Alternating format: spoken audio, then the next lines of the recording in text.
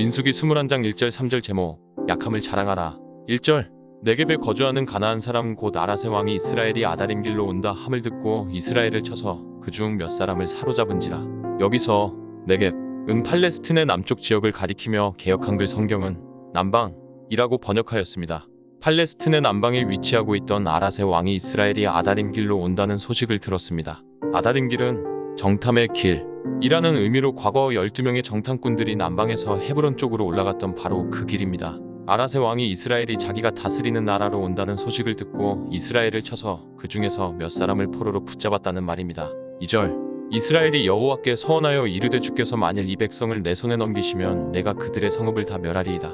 아라세 왕이 자기 동족들을 공격해서 동족들을 포로로 붙잡아 가자 이스라엘 백성들은 하나님께 기도하였습니다. 만약 하나님께서 자기들을 도와주셔서 그들을 자기들의 손에 붙이시면 그들의 성읍을 완전히 멸하겠다고 말입니다.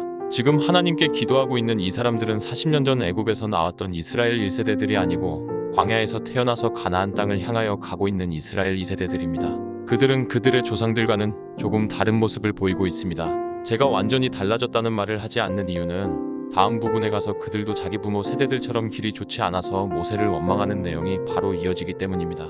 그럼에도 불구하고 그들의 부모 세대에서는 하나님께 기도하거나 서원하는 모습을 전혀 찾아볼 수 없었는데 그들에게서는 이와 같이 어려움에 봉착했을 때 하나님께 나아가서 서원하며 기도하는 모습이 나타나고 있으니 여간 희망적이지 않습니다. 바로 이것이 하나님의 백성들에게서 찾아볼 수 있는 희망적인 모습입니다. 사람은 자기가 남보다 강해지고 남보다 실력이 뛰어나서 다른 사람들이 자기를 함부로 대하지 못하고 다른 사람들에게 인정을 받고 싶어하는 마음이 누구에게나 있습니다. 그것은 하나님의 자녀들도 마찬가지입니다. 그러나 하나님께서 진정으로 원하시는 것은 오늘 이스라엘 2세대들이 보여주었던 모습입니다. 즉 하나님께서는 우리가 강해지거나 우리가 실력이 아주 뛰어난 사람이 되기를 원하시지 않으신다고 하는 것입니다. 하나님께서는 우리가 철저하게 약해지기를 원하십니다. 그래서 우리가 지극히 작은 일 하나까지라도 오직 하나님 한 분만을 의지하며 살아가기를 원하십니다. 그 사실을 정확하게 깨달았던 바울이 이런 고백을 하였습니다. 고린도후서 12:5 내가 이런 사람을 위하여 자랑하겠으나 나를 위하여는 약한 것들 외에 자랑하지 아니하리라. 여기서 말씀하고 있는 이런 사람은 어떤 사람을 말하는 것일까요?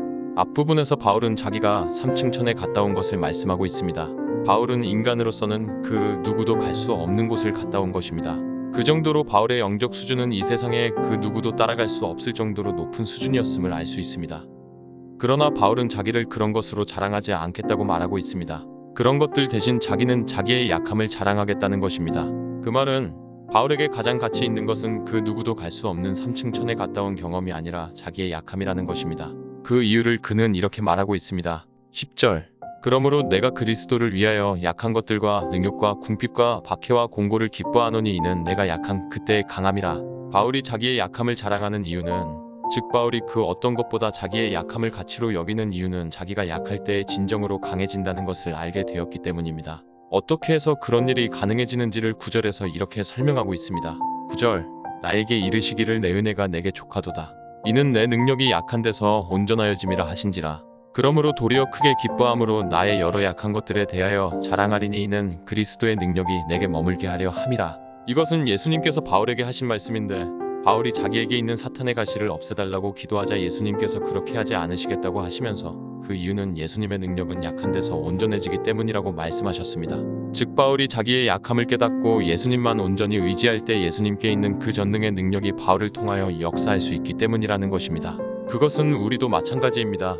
우리도 우리의 약함을 깨닫고 오직 하나님 한 분만 의지할 때 그 하나님의 전능의 능력이 우리를 통하여 역사하게 됩니다.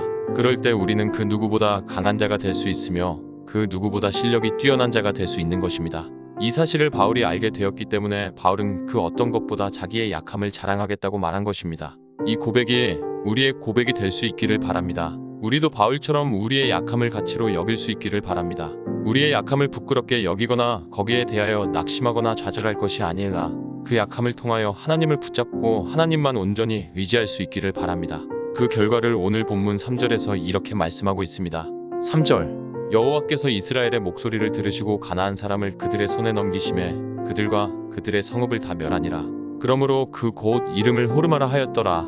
이스라엘 2세대들이 온전히 하나님만 의지하자 하나님께서 그들을 위하여 대신 싸워주셔서 그들을 공격했던 가나안 사람들을 그들이 완전히 멸하게 해주셨습니다. 바로 이것이 지극히 약한 우리가 하나님만 온전히 의지할 때 일어나는 일입니다. 즉 만군의 여호와 하나님께서 우리 대신 싸워주시고 전능하신 하나님께서 우리 대신 일해주시기 때문에 그 결과는 반드시 전쟁에서는 승리로 나타나며 우리가 하는 모든 일에서 성공으로 나타나게 된다는 것입니다.